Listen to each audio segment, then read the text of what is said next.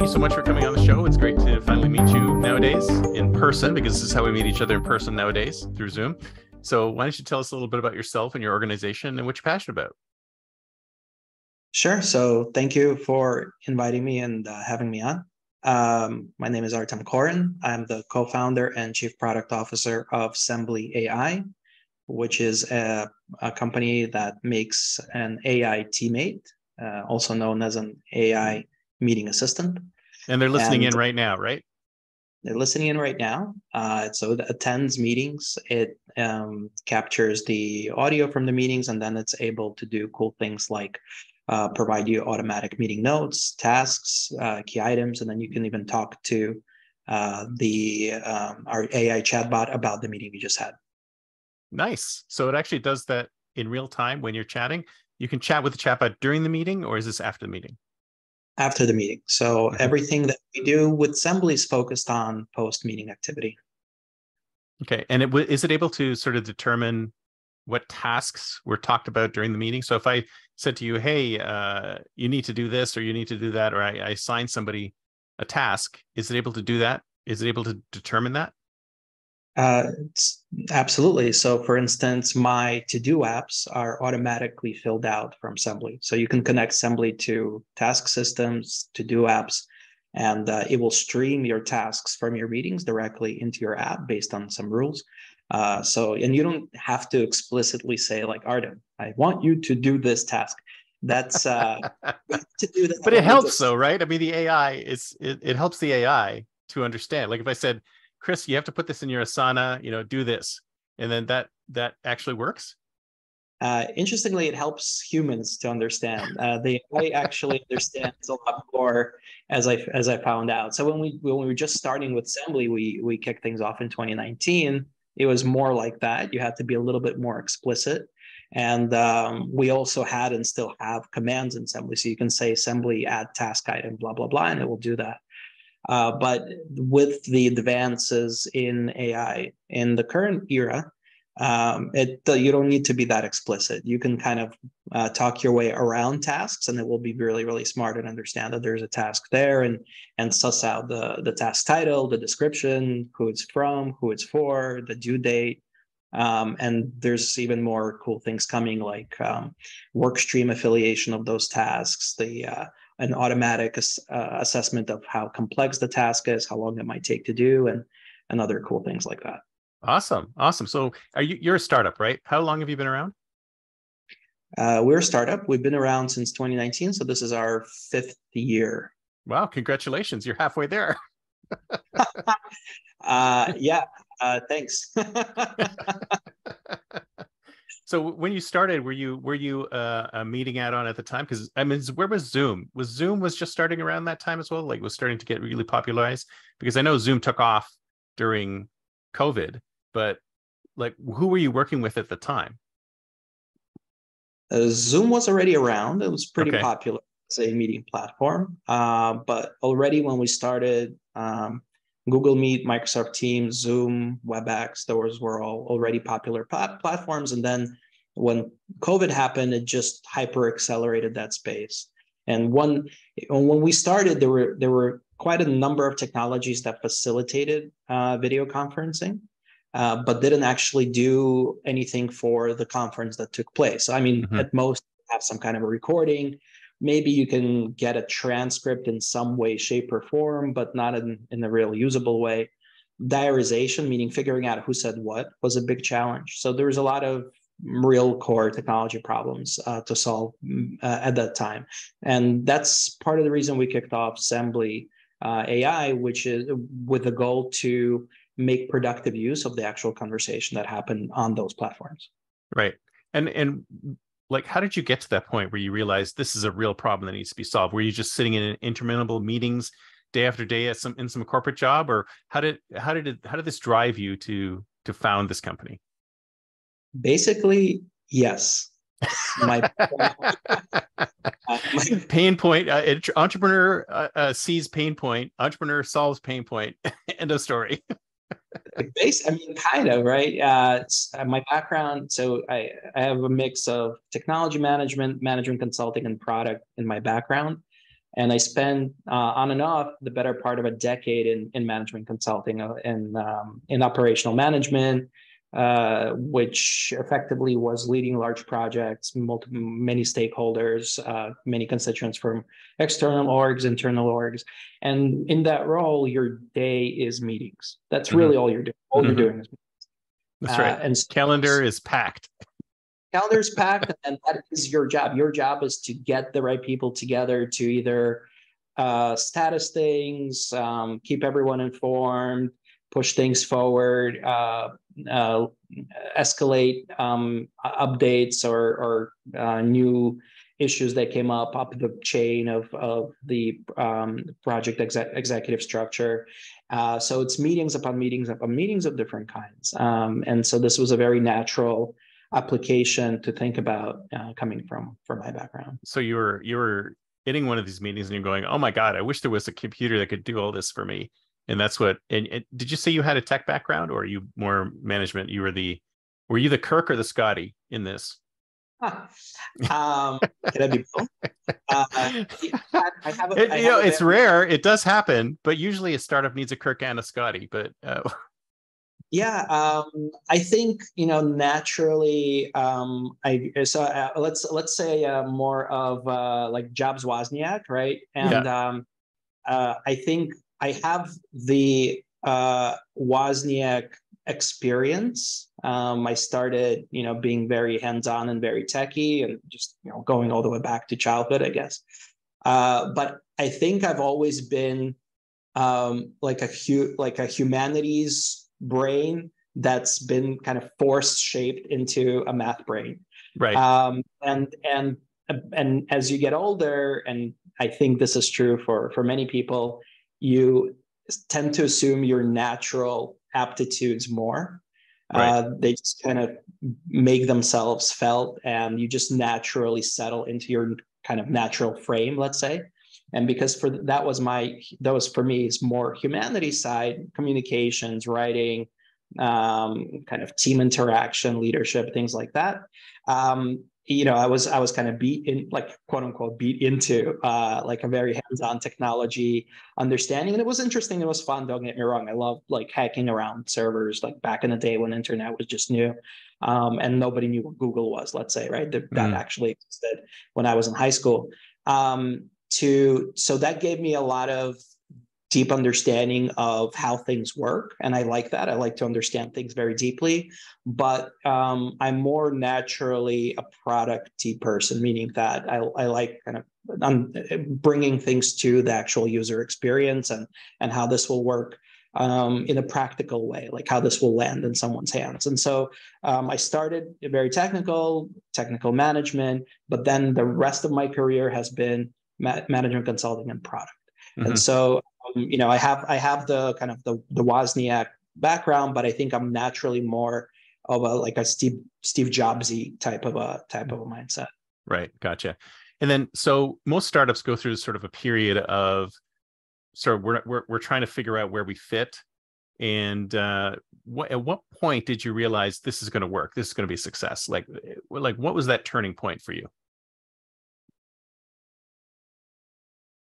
That's a tough question to ask. Are you still not there yet? There, because it's like until we are the unicorn, and even then, who knows? So I guess let's maybe define what success is, right? So let's say instead of success, we can say market fit, product market fit, and we can talk a little bit about what that is. Although one kind of good kind of expert in this area said, you really just feel it when it's there. And that was you don't realize it until it's already passed. Well, wait a minute. Right. But let's say, when I felt like we actually hit that product market fit, kind of the key fits the lock.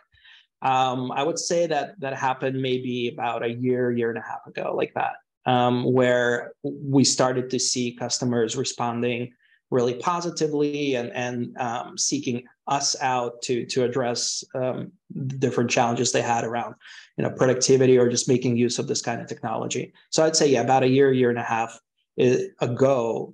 So it took us somewhere around 3 years to begin to feel that product market fit. And of course, over the past year, we've strengthened that a lot. And today, knock on wood, right? But today it feels really good. Like today, we're getting really great feedback. We're seeing this bring value, and also and so that's one way. It's like just customers reaching for more of what you have to offer and staying with the platform, low churn. So those are all nice indicators for that. But in parallel, a little bit more of a localized, I guess, statistic or metric, let's say, is I personally am a big user of our product. Our team, and my co-founder Gil McClef is a big user of the product. We use it every day.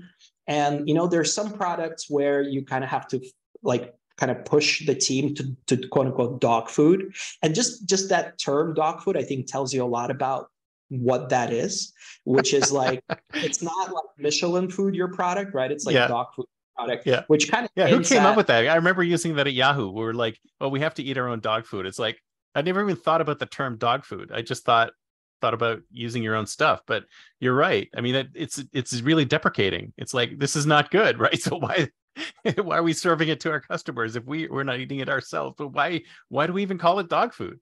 That's exactly. That's a great insight.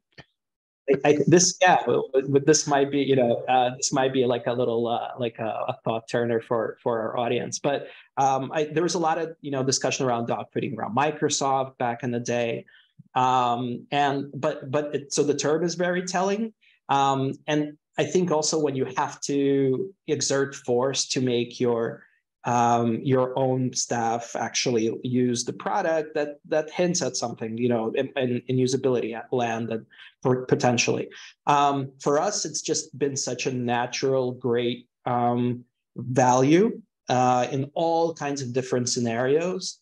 That I've just I get frustrated if I don't have Sembly on one of my calls. So that's just that's also been a good indicator for us.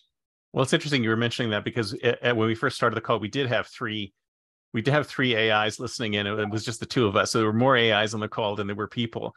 So how do you differentiate yourself from the other AIs that are out there? What makes you different and better than everybody else? Yep. So this is a great question, and I think it's one where the understanding is actively evolving. It's almost like when internet commerce just became accessible, and all these new layers and kinds of applications like social network applications started to get on before anyone knew what a social network was. I think we're in a very similar phase today. And so now it's like everything is quote unquote an AI application, but I think we'll soon find out that that's not a specific enough category. So what we see happening on the cutting edge, let's say, of the space is there's this new category of technology, which the best way I can label it today is the AI system category. And so it's a new kind of a tech. And it's fair to say that everything, including your toaster, will have an AI assistant aspect. One way to think about it is it's like a new way to interface with technology. So, before we just had like keyboards, then we had like point and click, then we had mobile. Well, now we have this new thing called the AI system, which is a new way to interact with all different kinds of technology. So that's not all of AI. There's just AI system. So we fall in that space. And generally speaking, the AI system is something that on one hand is really good at plugging into where the normal human interaction happens, whether that be by chat or in our case by meetings. In some cases, it's maybe on Slack or Microsoft Team conversations, maybe even email. But wherever human interaction happens, sometimes it's live, sometimes it's not. That's one end of the assistant. The other end of the assistant is plugged into some set of platforms and technologies. And then the assistant has brains in it to make useful that human side interaction and convert it into some kind of a real world value by connecting it to those technical pieces that it's plugged into. So effectively, that's this new category of tech. It's brand new and it's still kind of forming its way. We're in that category. So we're an AI system. The way that what the kind of AI system that Sembly is. So we're an AI teammate, which is to say that we're very focused on creating productive value after your meetings. And so in our space, in this quote unquote meeting assistance space, there's many different entrants today. Yep. Some are more incumbent like us, some are brand new, and there's a few categories. So I would say one category is personal assistants. So these are apps. So Otter AI started there. They're venturing into other areas now, but they started as a personal kind of, you just record yourself and then you have these like transcript notes. And that was the point. It's like kind of a self-recorder. You can think of a personal recording device. So for example, Philips has these DVT devices, which by the way, we're partnered with. So we, there's a kind of powered by Sembly, so you can use that DVT device with. Yeah, very cool. Yeah, but those are kind of those individual like personal assistants. Then there are assistants that are focused on meeting effectiveness or meeting efficiency, and so these are assistants, for example, that during the meeting will be like, your meeting is running out of time, or you're not covering your agenda, or Artem needs to speak up, or those kinds of things that are focused on actually improving the meeting experience. We're not that assistant either. Okay. There's apps like Vowel, for example, that do a good job there. Then there are very vertically focused assistants. So for example, Gong, right? It's a sales focused assistant. Chorus AI is another one. So these are assistants that are very specifically for the sales team to help sales team do better sales in some ways. Yeah. Okay. And then you're not them either? We're not them either. Our core is what I would call productivity and automation assistants. And so, we're one and we have a few competitors in the space. And our focus is really to make teams more productive and to make things more automated for those teams.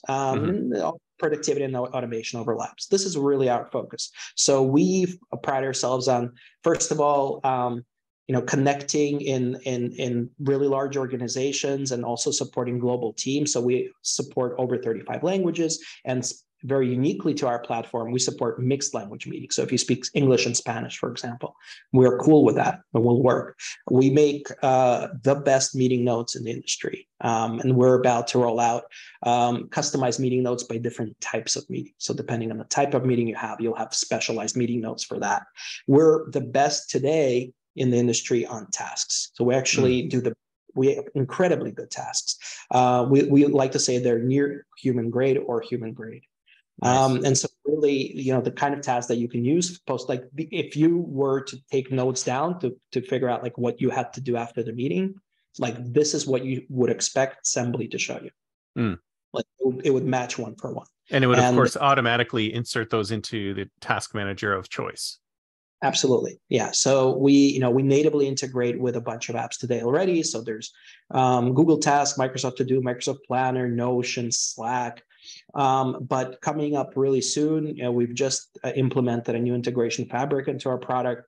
And so we'll be rolling out many more integration endpoints. And because we work with large organizations, we do both individual integration. So as an individual user, you can connect this up, or at the workspace level, the company that's setting up the Sembly account can actually have a workspace wide integration where, let's say, like all the calls that match a particular rule will all go into Salesforce. And like you can automatically have all your client conversation meeting notes in Salesforce attached to that client. So fantastic. That sounds great. Yeah. So it's a long-winded answer, but ultimately, we fall into this productivity and automation. And I guess the last thing I'll add is that there's no such thing as like a pure assistant where it's like just personal or just this, right? They all have a core focus, and then they spread out into a few other things. Same is true for us. So we're productivity and automation. Does that mean we don't support sales teams in some way? Yeah, of course we do. We have things that our sales team uses for. Does that mean we don't support the individual use case personal? Yeah, of course we do. We have individual users, but our core focus is teams, organizations, and the productivity post their meetings. Yeah. Well, I think the part of the reason is because AI has to be narrow to work well, right? I mean, we don't have AGI yet, so we don't have uh, an AI that can act like a person and go, "Oh, I'm going to act like this in this situation. I'm going to act like that in that situation." It uses a completely different set of rules, right, based on the situation it's in. So if you're optimized for productivity and automation, then you're focusing on that, and you do a really great job in that space, right? I would say that the application of AI has to be narrow to work Mm, well, but I wouldn't. I think it's not a safe statement today to say that all AI has to be narrow, because we have this new, large language model type of technology. hmm By its nature, that's a very generalized tech. But what we're seeing today, and this is only going to get more true over time, is if you look at something like GPT-4, for example, it's a it's able to generate high quality results on a very broad range of topics. Let's call it Yeah. that. Yeah. Um, but of course, that doesn't mean that you can just plug ChatGPT into like a corporate something or other and just expect it to like automatically do awesomeness. No, that's not right, because it's really good at that part where it understands the human stuff, but then to make it actually do the other part where it connects to other technologies and does something useful, there you need a lot of careful, narrow tactical planning and engineering to because once you touch the real world, there's all sorts of weird things that happen, right? Like Yeah. you have to worry about privacy, security, consistency, hallucinations, goes on. Yeah. Yeah. So, well, how long have you had LLM plugged into your app, or are you not using it at all? So we've been using LLMs for a long time, even before ChatGPT came along, and we've had over a two dozen models in our application for several years, and we have a bunch of completely proprietary models that we've trained. And so LLMs do some work in our apps, and then proprietary models do other work in our app. hmm Very, very cool. So the other thing that I was wanted to mention is that so let's talk about the future. It's the year 2033, 10 years from now. There's three AIs and there's only two of us on the call. Are we going to get to the point where there's just five AIs on the call and we don't even need to be here? We can just be sort of sailing in the Caribbean? 100%. 100%. So what do I do? So how would I Guarantee. do that? How would that instantiate itself? It would be just me saying, okay, I need to go to this meeting. I need you to go to this meeting for me and ask these questions, and then I'll leave. And then the meeting will take place. Or I guess the meeting could take place at any time. If they're all AIs, the meeting could take place in seconds, and then boom, the answers are back. So meetings will essentially disappear. I don't think meetings will disappear because you don't know who's going to show up. Let's say it's a client call or in your organization. You don't know who's going to show up from the other side. It might be a human, it might be an AI. So I don't think meetings will go away, but I certainly see a future where there's AIs talking to AIs in the meeting. In some cases, they might find more efficient ways to connect. One way to think about it is that, historically, there's really been a phase change in what technology is in these past few years. And what I mean is, for the past 100 years, innovation has really been driven by the analytically minded. Mm, And that's because you had an intention, so like a business problem to solve or some kind of a productivity problem to solve. And then you had to figure out like how to implement a technology that supports that intention. And so you're as a human, you start by saying, okay, like this is my intention, like I want to achieve this kind of X outcome. And then you enlist, I'm just going to be like very broad, like you enlist a programmer, to code up the functions that provide that result that you have an intention for. Okay. exactly. And that's been true for the past 100 years. And so that progress has really been driven by analytical minded, like scientists, engineers. Okay. Let's take the next 100 years. So we now have a technology where you no longer have to, in many cases, know like the specific functional, like how things should be done.